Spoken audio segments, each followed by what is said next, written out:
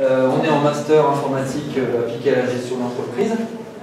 Et on a, dans le cadre de notre année de master, on a eu la possibilité de participer à un défi qui s'appelle le défi H, qui est organisé par un journal informatique qui s'appelle Le Monde Informatique, et une société qui s'appelle Sogeti. Donc ce défi consiste en quoi? Il consiste à aider, à œuvrer, à donner du temps en faveur du handicap, quel qu'il soit d'ailleurs. Et nous, on a choisi, en fait, après, donc ça s'est fait après une rencontre avec le CRA, on a choisi donc, de travailler et donner du temps dans le cadre de ce défi sur le syndrome autistique, et particulièrement, il fallait que ça respecte le thème du concours qui est l'insertion et le maintien à l'emploi. Et donc, dans le temps imparti, on a décidé de se consacrer plutôt au maintien et l'accès à l'emploi pour les personnes atteintes du syndrome d'Asperger. Donc, on travaille en étroite collaboration avec le CRA d'Amiens et notamment l'association Asperger Solidarité Picardie. Donc, ils ont un stand aujourd'hui et que je vous invite à aller voir. On a aussi, dans le cadre de la présentation, travaillé avec Artouchot, qui est une compagnie de théâtre, et également on présente l'Université de Picardie et la formation MIAGE, donc notre formation de master à Lyon. Donc nous, on a eu l'idée, conjointement avec l'ASPI et le CRA, c'est de développer une plateforme collaborative de situations sociales qu'on peut rencontrer dans une entreprise pour une personne atteinte du syndrome d'Asperger.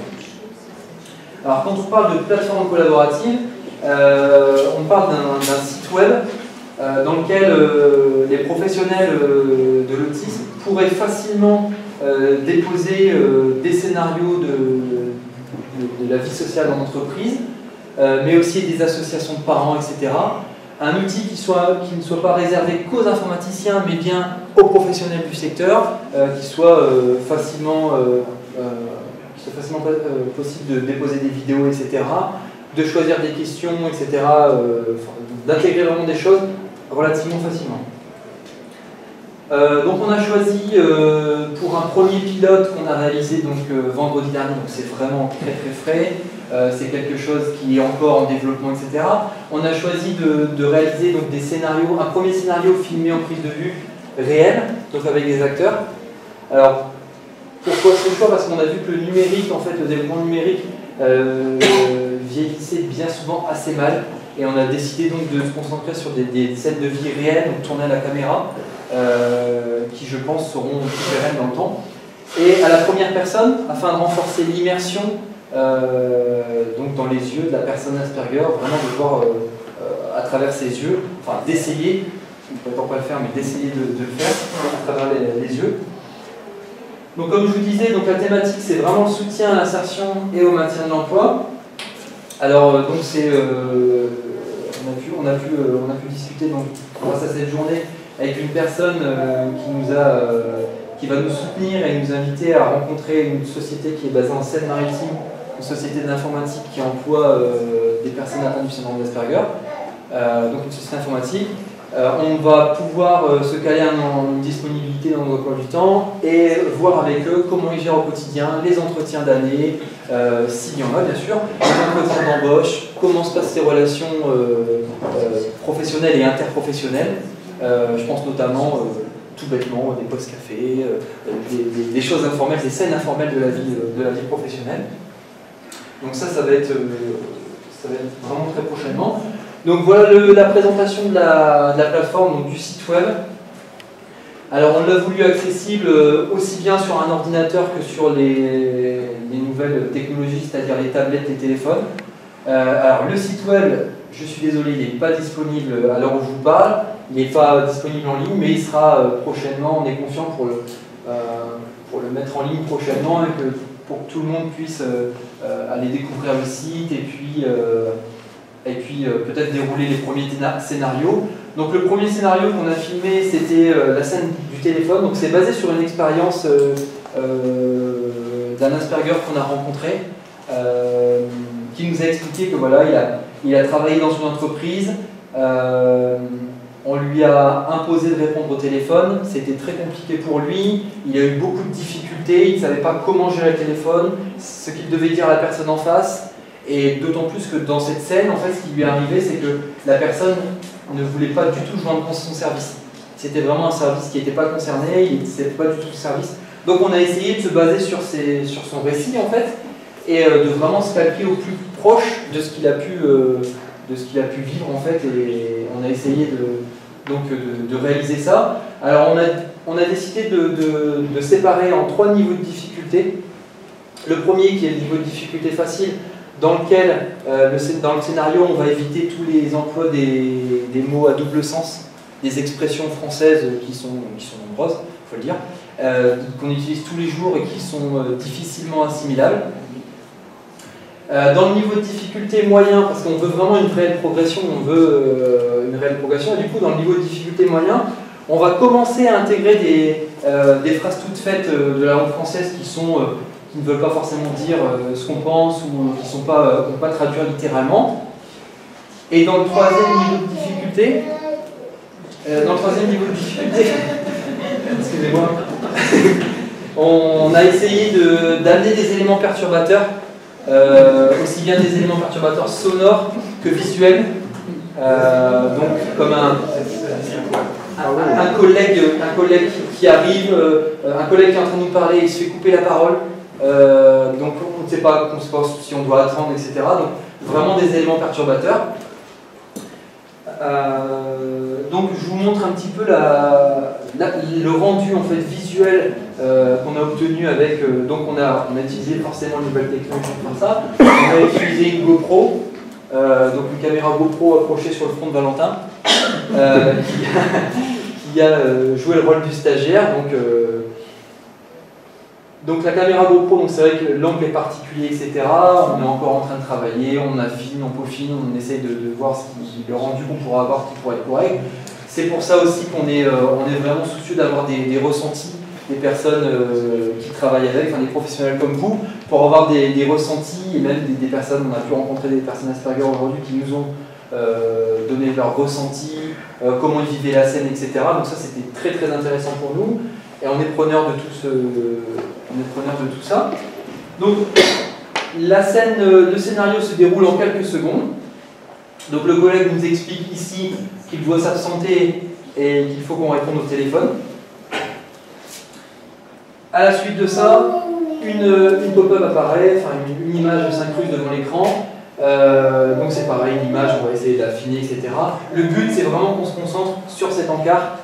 Et donc on a un rappel de la question du collègue de la scène précédente qui est: pourras-tu décrocher et répondre au téléphone pendant que je m'absente? Donc non, je n'en ai pas envie. Oui, mais pourras-tu m'expliquer en détail comment je dois faire? Ou alors je n'ai pas compris ce que tu veux que je fasse. Donc c'est 3 choix de réponse. Et ces 3 choix de réponse vont dérouler un scénario différent en fonction de la réponse qu'on va sélectionner.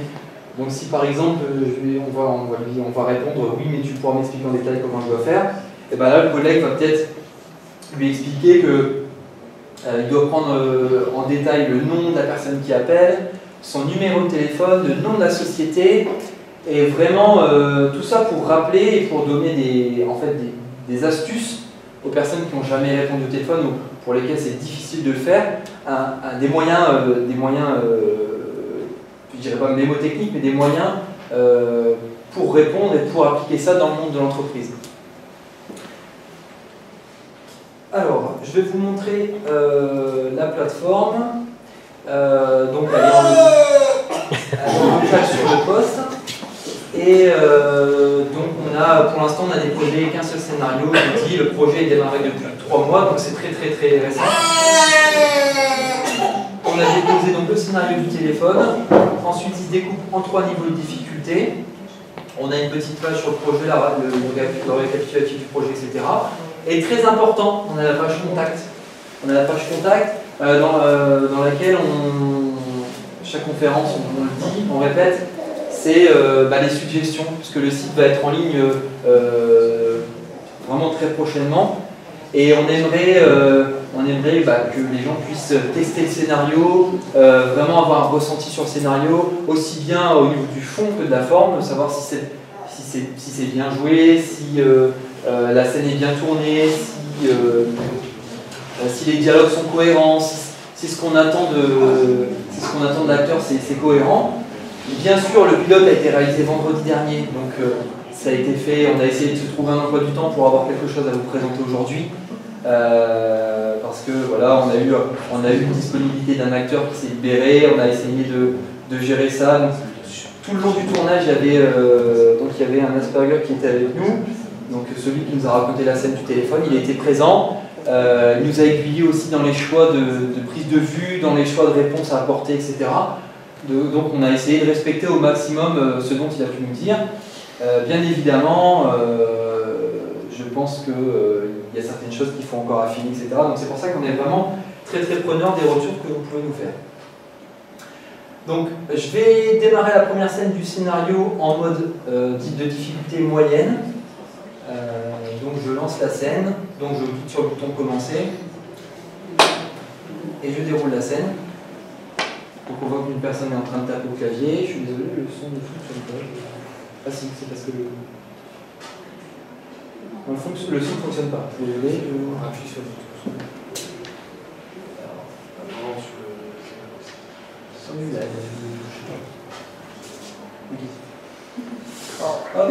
Donc je vous remets la scène avec le son, c'est un petit peu mieux. Donc là on a un élément perturbateur au niveau de difficulté moyenne, c'est le collègue derrière. Je peux augmenter 5 minutes. Est-ce que tu peux t'occuper du téléphone? Voilà, alors je pense que ça va faire réagir certaines personnes, mais le peux-tu t'occuper du téléphone, effectivement ça paraît compliqué. On a eu tout à l'heure une personne, Asperger, qui nous a dit peux-tu t'occuper du téléphone, c'est un double sens qui est complètement difficile. Mais c'est ça aussi le but de l'application et du portail, c'est aussi une progression. Parce que on veut aussi qu'il y ait des doubles sens comme ça, qu'on ait des moyens mnémotechniques en disant je l'ai fait sur le scénario, peux-tu t'occuper, ça veut dire décrocher et répondre au téléphone.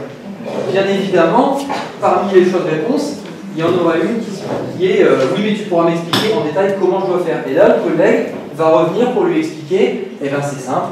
Tu décroches le téléphone, tu te présentes, tu donnes le nom de notre société, ensuite tu prends le nom de la personne qui est au téléphone, son numéro, etc. Tu notes tout sur un morceau de papier et tu me donnes ce morceau de papier une fois que je suis revenu.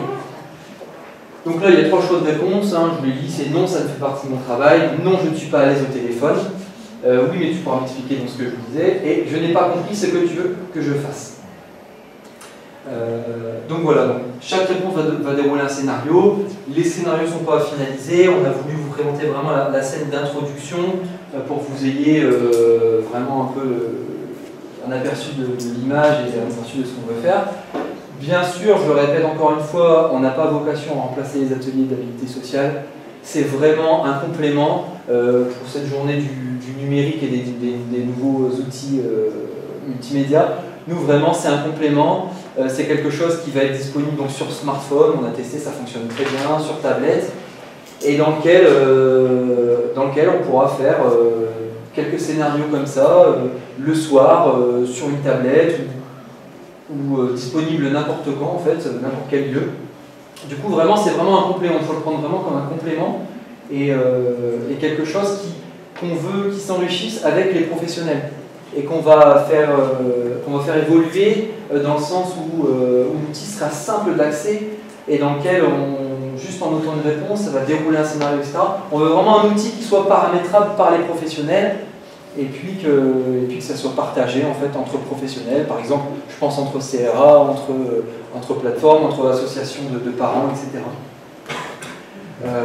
Donc voilà un petit peu ce que j'allais vous dire. Merci de votre attention. Bien sûr, si vous avez des questions, je tâcherai de répondre. Oui, je vous écoute. Est-ce que, à qui est destiné cet outil? Aux personnes qui sont atteintes du syndrome d'Asperger. D'accord, mais là, vous travaillez dans une interaction avec les professionnels. Normalement. Est-ce que si vous donnez ça, par exemple, je comprends aussi votre exemple du téléphone, vous allez former la personne qui a le syndrome d'Asperger vous allez la mettre en situation de prendre un accueil téléphonique. Sauf que là, dans notre exemple, si maintenant on est du côté du professionnel, c'est rare que le professionnel dise je vais t'expliquer comment tu vas pouvoir utiliser le téléphone. Parce que s'il laisse le standard téléphonique, s'il doit partir, c'est qu'il n'a pas le temps d'expliquer.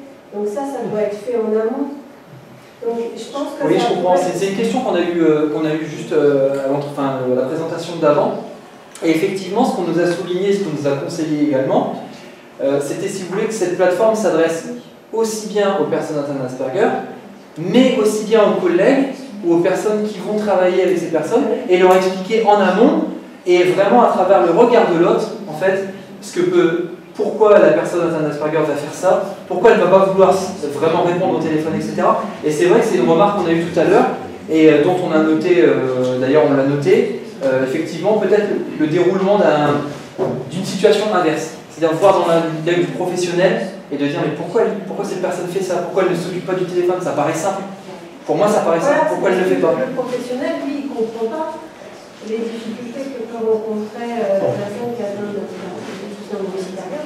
Donc cette personne-là, elle ne va pas savoir comment expliquer déjà, oui. Elle ne comprend pas quelles sont les difficultés, donc elle ne peut pas les répondre et les anticiper.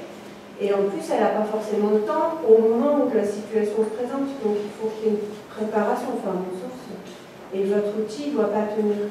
Enfin, je pense que ce serait bien que votre outil tienne compte des besoins aussi des professionnels. C'est-à-dire que le professionnel va avoir besoin de baisser le standard téléphonique. Il doit confier le standard téléphonique à une personne qui atteint le syndrome d'Asperger. Comment est-ce qu'il prépare cette personne à prendre cette fonction?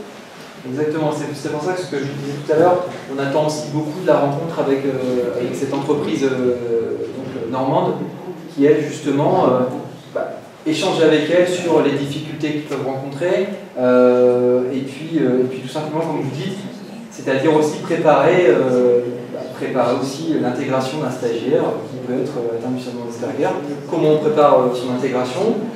Et c'est vraiment donner des petites informations, des petites astuces. Après, pendant le tournage, on avait donc une personne qui était atteinte du syndrome d'Asperger, et pour lui, les situations lui semblaient assez facilement compréhensibles, etc. Mais je pense que vous le savez mieux que moi, il y a autant d'Asperger qu'il y a d'individus, donc du coup, en fait, là, on s'habitue vraiment, on part du principe que c'est une chaîne d'entreprise faite par une femme. Faite pour une entreprise, pour une intégration d'entreprise. Après, oui, je comprends ce que vous dites dans le sens où on est obligé de... Enfin, là, au niveau de la scène, quand vous dites qu'il n'a pas le temps d'expliquer, il n'a pas dit qu'il était pressé par le temps. Il dit juste « je dois m'absenter ». Donc il peut s'absenter maintenant ou tout à l'heure. C'est juste un événement qui pourrait arriver s'il s'absente. C'est-à-dire le téléphone sonne s'il s'absente. C'est vraiment... dans la scène, il ne dit pas vraiment qu'il est pressé. Il dit simplement « je dois m'absenter ». Vous voyez ce que je veux dire? C'est assez subtil, mais effectivement, après, dans la vie de tous les jours, je pense que vous savez mieux que moi, une personne lambda va pas arriver et commencer à lui expliquer que... Mais ça se fait, n'empêche que ça se fait quand on est stagiaire, qu'on commence sa carrière professionnelle ou qu'on n'a jamais été soumis au téléphone. Moi je me souviens, mon premier stage, on m'a expliqué aussi comment se présenter dans une entreprise, etc. Donc pour moi, ça ne me paraît pas incohérent de présenter à un stagiaire qui vient d'arriver en entreprise, qu'on ne dit pas allô, mais qu'on dit bonjour, société, Intel. Et vous voyez ce que je veux dire, c'est des codes d'entreprise quand même, c'est des codes qui sont très marqués entreprise. Après, ça fait partie aussi dans le cadre de nos autres concours, c'est vraiment de s'adresser au milieu professionnel. Voilà, j'ai peut-être répondu à la fois et pas à votre réponse, mais voilà. Est-ce que vous ne les utilisez pas dans la préparation de l'emploi, justement, pour anticiper la situation? Oui, justement, en fait, c'était vraiment le cas de visée, c'était vraiment une intégration. C'était vraiment l'intégration, comme je disais, c'est l'intégration d'une personne Asperger. C'est comment se présenter au téléphone, comment présenter l'entreprise. C'est des petits outils, en fait, des petites choses qui vont faire que ça va peut-être changer le quotidien de la personne Asperger en entreprise, qui va peut-être...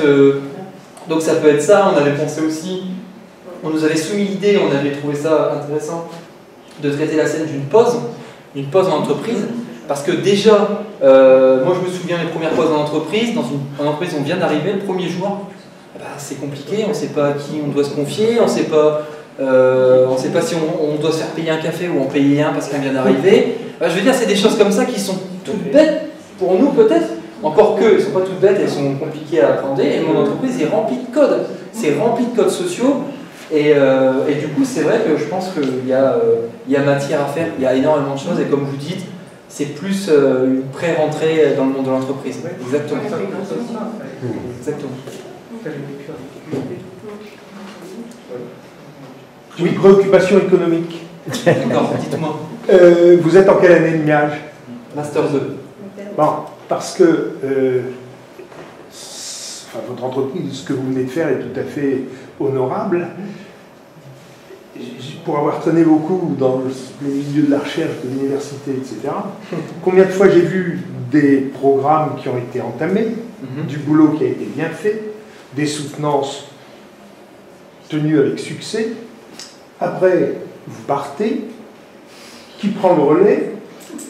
Est-ce que ça mérite d'être retravaillé, d'être poursuivi, de devenir un produit qui va être commercialisé, etc. Sinon, ça n'a pas de sens. Hein.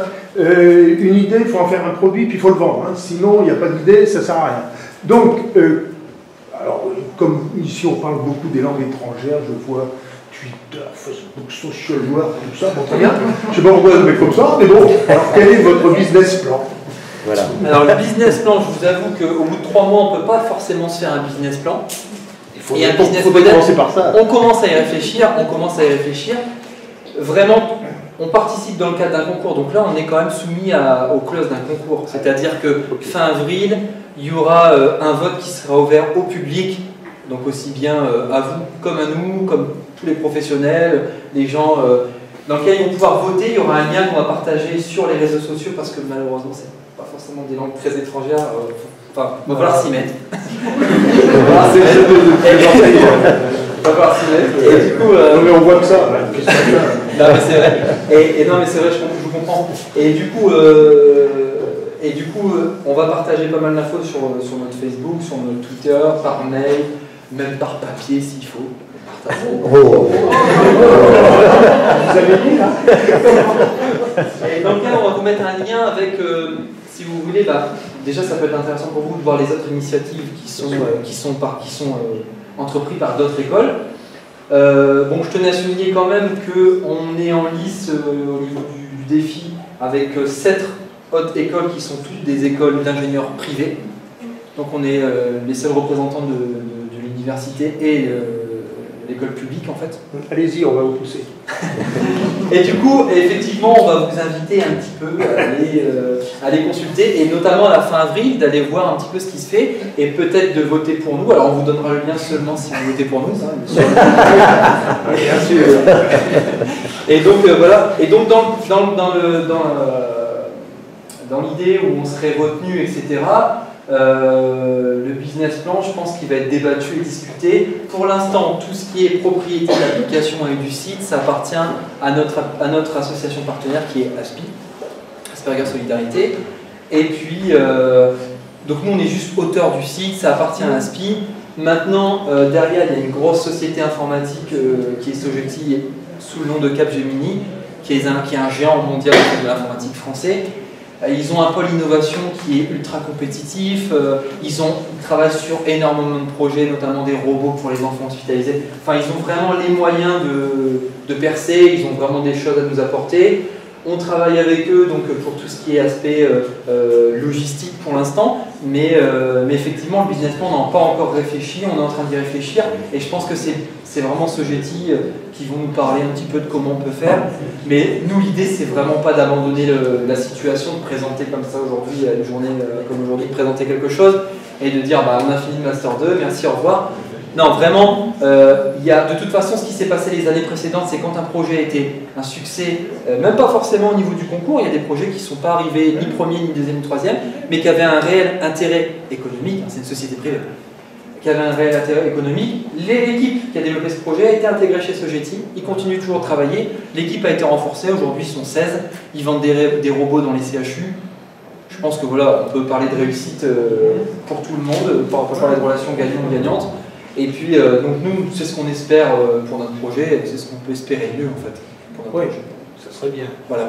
Moi, juste si je peux rajouter, tu dis, vous commencez à réfléchir, mais vous réfléchissez depuis 3 mois. Ouais, parce qu'il y a déjà 3 mois, vous disiez, mais il faut pérenniser, il faut pérenniser. C'est ça. En fait, on voulait pas. Ils ont ce souci-là. On avait réfléchi au fait de ne pas tomber dans quelque chose de libre, de gratuit, et qui meurt en fait. Parce que on sait bien, tout ce qui est libre et gratuit, bah, c'est maintenu, et puis le jour où on a une dispute, et ben voilà, ça se sépare, et puis l'application est plus maintenue, et puis là il n'a plus le temps, et puis la personne à côté, il va avoir un enfant, donc du coup il part du sujet, etc. Donc nous vraiment on a pensé à ça, on s'est dit, il faut quand même réfléchir à l'après-concours, et effectivement je pense qu'on aimerait bien faire quelque chose, si on fait quelque chose de gratuit, on verra les modalités, etc. Mais il faut vraiment que ce soit une solution pérenne. Il faut que derrière il y ait des gens qui aient les moyens d'avancer en fait. Pas que ce soit quelque chose d'open source, gratuit, et que ce soit pas maintenu. Bien sûr.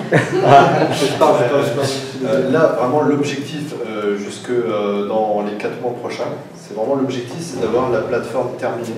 C'est-à-dire que n'importe quel organisme professionnel puisse s'inscrire sur le site, donc une association, un CRA, et puisse déposer ses propres scénarios dessus. Ça, c'est vraiment notre objectif numéro 1, de terminer sur l'application comme ça. Donc, une fois qu'elle sera en ligne et tout, après, le contenu, ça sera aux professionnels de faire. Nous, on va continuer à en faire, là, tant qu'on peut. Mais après, voilà, ça va être... on s'est défini comme une plateforme collaborative parce qu'il faut que beaucoup de gens s'y mettent pour avoir justement un maximum de situations sociales qui sont partagées. Et surtout un contenu de qualité, mais ça, je pense que dans le collaboratif, la qualité du contenu, elle est jugée par les membres et les collaborateurs justement de la plateforme. Donc après, effectivement, je pense que qui mieux que vous peut trouver des scénarios et les adapter. Aujourd'hui, pour tourner quelque chose, je pense qu'on a relativement tous des moyens techniques pour tourner des scènes, etc. Ça se fait déjà, il y a des ateliers d'habilité sociale qui sont filmés par certaines associations. Après, il faut voir effectivement les modalités de film, etc. En sachant que pour réaliser le pilote du scénario, j'ai été très surpris, enfin très agréablement surpris, dans le sens où j'ai contacté environ 120 associations de théâtre. 60 associations avaient fermé depuis, parce que j'ai eu une liste de France 3, mais qui datait des années 2000, 2001, 2002, je ne sais plus. Donc 60 avaient fermé. Sur les 60 autres, j'ai eu que 9 refus. Donc il y a eu 51 associations et troupes de théâtre professionnels qui ont accepté de jouer bénévolement pour nous et qui ont accepté de tourner des scènes de relations sociales. Alors après, nous, je pense qu'on va essayer de mettre en relation notamment les CRA, l'ASPI, etc., avec ces troupes de théâtre, et puis déléguer gentiment, passer la main aux gens qui savent, je pense, mieux faire que nous au niveau de la pertinence des scénarios.